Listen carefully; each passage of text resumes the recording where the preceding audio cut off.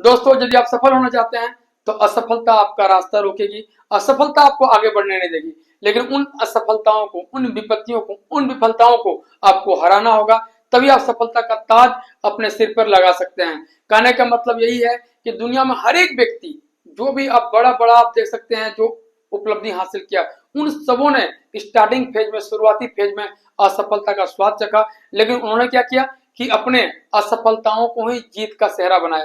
तो आपको भी यही करना होगा, हारना नहीं होगा। पहला अटेम्प्ट, दूसरा अटेम्प्ट, तीसरा अटेम्प्ट, लेकिन चौथा अटेम्प्ट आपका जरूर होगा।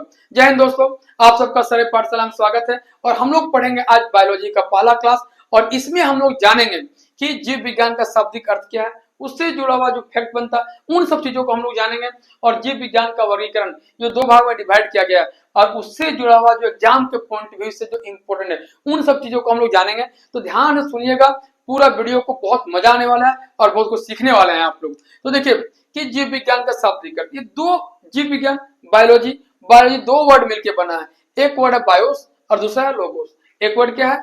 बायोस और दूसरा है लोगोस। ये दोनों जो वर्ड है ग्रीक भाषा का शब्द। कई पूछता है कि बायोलॉजी किस भाषा का शब्द है, तो बायोलॉजी आपका ग्रीक भाषा का शब्द है। और बायोलॉजी दो वर्ड मिलकर बना है, पहला बायोस और दूसरा लोगोस। पहला बायोस और दूसरा लोगोस। बायोस का मतलब क्या होता है? लाइफ। लाइफ मतलब जानते होंगे, जीवन होता है। और लोगोस का मतलब स्टडी ऑफ, मतलब अध्ययन। यानी बायोस माने हो गया जीवन, लोगोस माने हो गया अध्ययन। यानी आपका जो है कुल मिला के इसको देखिएगा तो जीव का अध्ययन, दोनों जब मिल जाएगा तो क्या हो जाएगा? जीव का अध्ययन। जीव का अध्ययन मतलब क्या हो जाएगा? बायोलॉजी। यानी बायोलॉजी दो वर्ड मिलकर बना है, बायोस और लोगोस। बायोस करता है जीवन और लोगोस करता है क्या? Study of. यानी जो है आपका लाइफ का हम जहाँ स्टडी करेंगे या जीवों का अध्ययन करेंगे, वो क्या कहलाएगा? बायोलॉजी कहलाएगा। अब समझिए, ये बहुत इंपॉर्टेंट है। तीन चार फैक्ट यहाँ पे बहुत इंपॉर्टेंट है, ध्यान सुनिएगा। हमेशा डायरेक्ट क्वेश्चन पूछता है और एग्जाम में आता ही यहाँ से क्वेश्चन। देखिए, जीव विज्ञान अर्थात बायोलॉजी शब्द का सर्वप्रथम प्रयोग कौन किया? सबसे पहले प्रयोग 1801 में। सबसे पहले प्रयोग 1801 में। एक पहले आएगा ना, तो याद रखिएगा, एक 1801 में सबसे पहले, सर्वप्रथम 1801 में लेमार्क और ट्रेवेनियस नामक दो वैज्ञानिक ने किया था। लेमार्क और ट्रेवेनियस नामक दो वैज्ञानिक ने सबसे पहले 1801 में बायोलॉजी वर्ड का यूज किया था। अब देखिए दूसरा फैक्ट क्या है कि जीव विज्ञान को क्रमबद्ध रूप में विकास ग्रीक दार्शनिक अरस्तु, देखिए अरस्तु को एरिस्टोटल भी कहा जाता है। जो हिंदी मीडियम के बच्चे हैं उनको थोड़ा दिक्कत होता है कि अरस्तु ऑप्शन नहीं देता है, तो ढूंढते हैं ऑप्शन में कहाँ है अरस्तु, तो अरस्तु को एरिस्टोटल भी कहा जाता है, आपको याद रखना है। तो जीव विज्ञान को क्रमबद्ध रूप में विकास ग्रीक दार्शनिक कौन? अरस्तु ने किया था। और इन्होंने ही सर्वप्रथम पौधों, किसको? पौधों और जंतुओं के विभिन्न पक्षों के विषय में अपने विचार प्रकट किए। किसके किसके बीच में? तो आपका पौधों और जंतु, ये दोनों के विषय में अपने विचार प्रकट किए। इसीलिए आपका जो है अरस्तु को जीव विज्ञान का जनक और जंतु विज्ञान का जनक कहता है। जीव विज्ञान को फादर ऑफ बायोलॉजी कहता है और जंतु विज्ञान को फादर ऑफ जूलॉजी कहता है। तो दोनों का जनक कौन है, दोनों का फादर कौन है? अरस्तु। किसका? तो जीव विज्ञान का फादर ऑफ बायोलॉजी का, और दूसरा जंतु विज्ञान का फादर ऑफ जूलॉजी का। तो ये फैक्ट था। अब समझिए इधर कि जीव विज्ञान का वर्गीकरण। तो जीव विज्ञान को दो भागों में डिवाइड किया गया। कितने भागों में?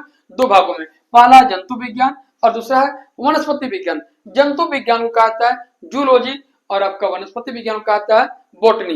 याद हो जाएगा ना कि जीव विज्ञान का वर्गीकरण दो भागों में किया गया है। किसमें? एक जूलॉजी में और दूसरा बॉटनी में। बॉटनी को कहते हैं वनस्पति विज्ञान, इसमें पेड़ पौधों का अध्ययन किया जाता है। और जंतु विज्ञान, जूलॉजी आप जानते होंगे, इसमें जंतुओं का अध्ययन किया जाता है। अब यहाँ देखिए, इसका जूलॉजी का फादर कौन है, जनक कौन है, यानी कि जंतु विज्ञान का जनक कौन है, और वनस्पति विज्ञान यानी कि बॉटनी का जनक कौन है? तो बॉटनी का जनक है थियोफ्रेस्टेस। कौन है? थियोफ्रेस्टेस है। और इसका जो जनक है जूलॉजी का जनक कौन है? अरस्तु है। ये अरस्तु का ही शिष्य थे। ये जो है आपका, ये अरस्तु के ही शिष्य थे। याद रखिएगा, कभी आपको पूछेगा नहीं एग्जाम में, लेकिन जान लीजिए कि अरस्तु के ही शिष्य थे कौन? थियोफ्रेस्टेस। तो बॉटनी के जनक कौन? थियोफ्रेस्टेस। और जूलॉजी के जनक कौन हो जाएंगे? अरस्तु हो जाएंगे। अब यहाँ जो फैक्ट है, दोनों जो किताब लिखे हैं, ये बहुत बार एग्जाम में आया है। ये दोनों जो किताब लिखे हैं, हमेशा पूछता है कि हिस्टोरिया एनिमेलियम कौन लिखा है और हिस्टोरिया प्लांटेरम कौन लिखा है। तो कंफ्यूजन बिल्कुल नहीं करना है। देखिए एनिमेलियम यानी एनिमल, एनिमल माने क्या? जंतु। तो जंतु का जनक कौन है? अरस्तु। तो अरस्तु क्या लिखेंगे? हिस्टोरिया एनिमेलियम। और हिस्टोरिया प्लांटेरम, प्लांटेरम माने आपका जो है जूलॉजी में, सॉरी आपका जो है बॉटनी में हम लोग अध्ययन करेंगे किसका? प्लांट का। वनस्पति विज्ञान में हम लोग अध्ययन करेंगे किसका? पेड़ पौधे का। तो यहाँ देखिए पेड़ पौधा मैंने क्या प्लांटेरम, तो याद हो जाएगा ना। हिस्टोरिया प्लांटेरम कौन लिखा है? थियोफ्रेस्टस। हिस्टोरिया एनिमिलियम कौन लिखा है? अरस्तु। तो आपका जूलॉजी का फादर कौन है? अरस्तु है। और बोटनी का फादर कौन है? थियोफ्रेस्टस है। अब यहाँ देखिए, यहाँ जो हिस्टोरिया एनिमिलियम जो है किताब है, इसमें 500 जंतुओं की शारीरिक संरचना, विशेषताओं, जनन एवं अन्य क्रियाओं का अध्ययन किया गया। किसमें? हिस्टोरिया एनिमिलियम में। और यहाँ जो आपका है हिस्टोरिया प्लांटेरम में, और एक किताब और भी लिखी है ये, on the causes of plant. दो किताब लिखे हैं, हिस्टोरिया प्लांटेरम और on the causes of plant. इन दोनों किताबों में इसमें वनस्पतियों को उनके आकार, स्थानिकता, प्रजनन के प्रकार एवं व्यवहारिक उपयोग के आधार पर विभिन्न भागों में बांटा गया है। तो याद हो जाएगा आपको, यहाँ पे दो किताब है, हिस्टोरिया प्लांटेरम और on the causes of plants कौन लिखा है?